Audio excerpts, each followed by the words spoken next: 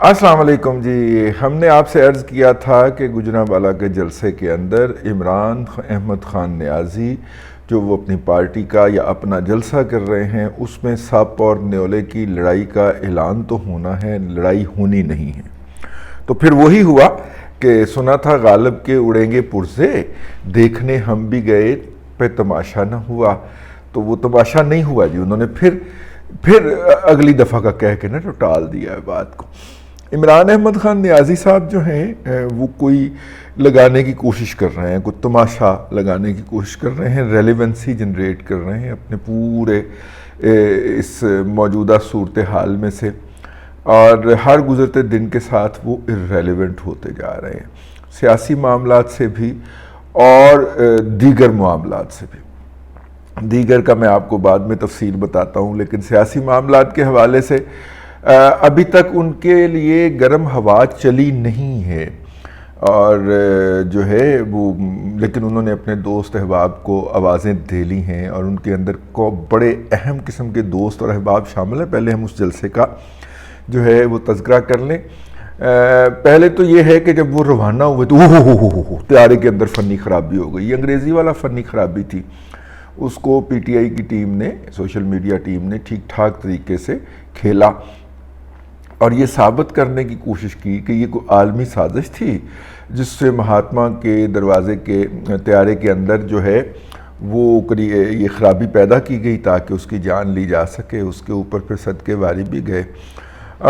उसके बाद जनाब फिर वो जो था वो जहाज़ पर, पता नहीं जहाज़ अगर इस्लामाबाद पिंडी से उड़ा है, इस्लामाबाद से उड़ा है, तो वो लैंड कहाँ करेगा? मेरा मतलब है कि वो तो लाहौर लैंड करेगा, गुजरांवाला नहीं, सियालकोट भी लैंड कर सकता है। बहरहाल जी पहुंचा गए जी।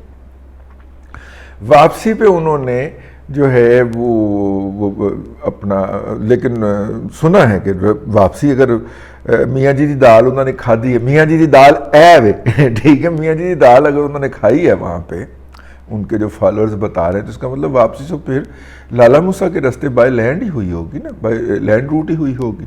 ओके, अच्छा, वहाँ पे जब वो दाल खा रहे थे तो वहाँ पे उनके यहाँ जो थे वो एक साहब पेश हुए हाथ बांध के। उनका वो सहाफ़ी होने के दावेदार हैं, अगरचे वो सहाफ़त या सहाफ़ती इक़दार को तो छोड़े, सहाफ़त से भी उनका दूर का ताल्लुक़ कोई नहीं है, लेकिन वो साहब वहाँ पे हाथ बांध के हुए। उनके पीछे एक और साहब भी थे जिन्होंने ऐसे करके तो उनको बताया कि जी मैं भी खादम भी मौजूद हूँ। वो भी बनी गाला के चुनिंदा लोगों में शामिल हैं और उनकी भी वहाँ पे दाखिला जो है उसकी इजाज़त है। और वो जो इमरान ख़ान साहब एक तरफ़ा प्रेस कॉन्फ्रेंस करते हैं उसके अंदर भी वो पाए जाते हैं।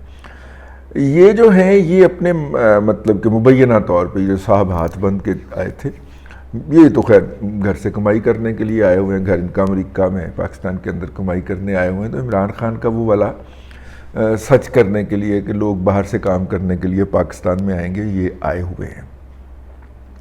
तो दूसरे साहब जो हैं वो बस वो फिर समझा करें ना, बाज़ लोग इस इमरान ख़ान की सपोर्ट जो है वो मजहबी ड्यूटी समझ के भी कर रहे हैं, ठीक है, थोड़े को बहुत समझें।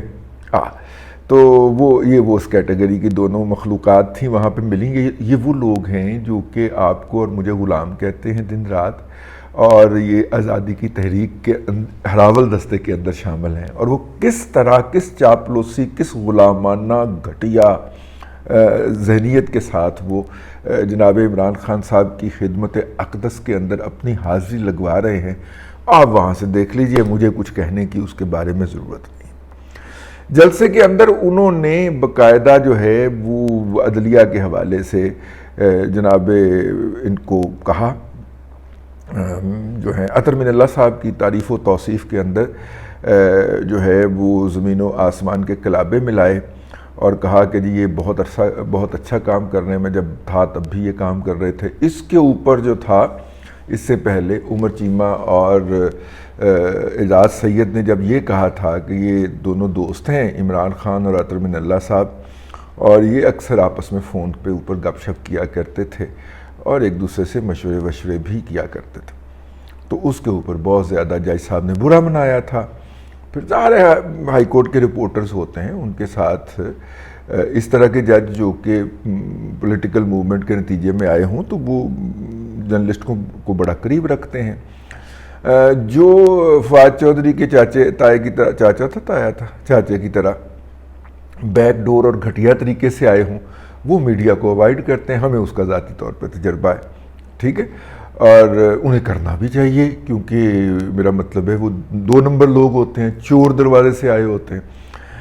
لیکن جو لوگ جو ہے یہ چونکہ وکلا موومنٹ کا پروڈکٹ ہیں، عطر من اللہ صاحب تو یہ اسی رستے سے آئے ہیں، تو وہ جو ریگولر ہائی کورٹ میں آنے والے رپورٹرز ہیں ان کے ساتھ وہ ذرا ایکویلنس رکھتے ہیں. پھر انہوں نے ان لوگوں کو بلایا اور بلا کے جو تھا وہ پھر اپنا جواب غزل کے طور پہ پیش کیا. آبزرویشنز بھی انہوں نے بیٹھ کے دیں. اب یہ بھی ایک ٹریجڈی ہے نا کہ ہمارے زمانے کے اندر ججز کہا کرتے تھے یار ہماری آبزرویشن سے رپورٹ نہ کیا کریں. کئی دفعہ، ایک آدھ دفعہ تو طلب بھی کیا گیا باقاعدہ، ایک آدھ سے زائد مرتبہ، کہ یار آپ آبزرویشن کیوں دیتے ہیں، آپ ججمنٹ دیکھ کے رپورٹ کیا کریں. اسی ججمنٹ دے کے رپورٹ کرنا شروع کی، تب بعد ججمنٹ تو ہی دوڑ گئے. شیخ رشید نامی ایک جو ہے وہ ذلیل آدمی ہوتا تھا، وہ بھی ہائی کورٹ کا جج بن گیا تھا. وہ اپنی لکھی ہوئی ججمنٹ کاپی لے کے نس گیا، میں نے یہ کہا ہی نہیں ہے کل. ہم چلے گئے. تو یہ مطلب کہ یہاں پہ جناب جب پھر عدلیہ موومنٹ چلی اور افتخار چودھری صاحب آئے تو اس کے بعد پھر عجیب و غریب قسم کا میڈیا کا کردار ہو گیا، اور جو ہے وہ انہوں نے پھر اپنا جواب دینا ضروری خیال کیا، اور پھر انہوں نے جواب دیا. عطر من اللہ صاحب نے وہ جانے اور وہ جانے ہم کون ہوتے ہیں. لیکن عمران احمد خان نیازی جو ہیں وہ جو کچھ کہہ رہے ہیں، اور ان کے جتنے بھی ارد گرد جو ہیں فواد چودھری اینڈ کمپنی وہ کہہ آئے ہیں، امریکیوں کو تو کہہ آئے ہیں، لیکن جو کچھ وہ کہہ رہے ہیں کہ کسی کا باپ بھی انہیں ڈسکوالیفائی نہیں کر سکتا. تو ہم نے بھی کوئی گھوڑے دوڑے دوڑائے، 1-2 بندوں سے پوچھوایا. میں نے کہا جی ہمیں تو ججز نے یہ بتایا ہے کہ ڈسکوالیفائی کرنے کے لیے یہ سارا کچھ کیا ہوا ہے. تو انہوں نے کہا کہ نہیں وہ آگاہ نہیں ہوں گے. ایک اور جج صاحب نے بتایا، انہوں نے کہا کہ آپ کو وہ ایکٹیو ہو گیا ہے. میں نے کہا جی کون ایکٹیو ہو گیا ہے؟ ثاقب نصور ایکٹیو ہو گیا ہے، وہ عمران خان صاحب کا اس وقت لیگل حوالے سے ایڈوائزر ہے، وہ درمیان میں کود پڑا ہے. میں نے کہا جی پہلے معاملات کون دیکھ رہا تھا؟ انہوں نے کہا جی پہلے معاملات علی ظفر صاحب نے کرنے کی کوشش کی کہ کسی طریقے سے، اور مطلب کہ دونوں طرف سے بقول ان کے دروغ برگردن راوی، اور راوی جو ہیں وہ سپریم کورٹ کے ایک سابق جج ہیں. انہوں نے کہا پہلے ان کا خیال تھا کہ جو ہے مطلب کہ میرا مطلب ہے کہ معاملہ دبا دبو دیا جائے. عمران خان صاحب کو پھر کہا گیا کہ آپ سٹینڈ لیں. میں نے کہا جی معاملہ دبانا تھا تو عمران خان سٹینڈ لیں. انہوں نے کہا عمران خان سٹینڈ لیں گے نا تو وہ ہائر لیول پہ لے کے جائیں گے اور وہاں پہ معافی منگوائی جائے گی نا پھر عدلیہ سے. میں کہا خدا کا خوف کرے. کہتے وہ تو یہی نیگوشیٹ کر رہا ہے اور اس نے پورا مینج کر لیا ہے. اب ہمارے یہ جو جج صاحب ہیں یہ بس آپ سمجھ لیں کہ عدلیہ کی شاندانہ گلزار ہیں. بات جو ہے نا وہ مطلب کوئی بات کا کوئی لاجک ہی نہیں نکلتا، جس طرح شاندانہ گلزار کی کسی بات کا کوئی لاجک نہیں ہوتا تھا. مجھے یاد آیا وہ ہمارے ڈاکٹر اویس سلیم صاحب جو ہیں وہ یوتھیوں کی مختلف ٹویٹر سپیسز کے اندر گھسے ہوتے ہیں اور وہاں سے وہ ہیرے چن کے لاتے ہیں. تو کل کا ہیرا انہوں نے عنایت فرمایا وہ یہ تھا کہ یہ جو 6 جرنیل ہیں نا ٹاپ کے، ان کی پوری نگرانی کرنی چاہیے، اور جیسے ہی عمران خان صاحب برش اقتدار آئیں تو کہیں یہ ایٹمی راز نہ دشمن ملک کے حوالے کرتے ہیں، امریکہ کے حوالے کرتے ہیں. ایسے آتا ہے یار.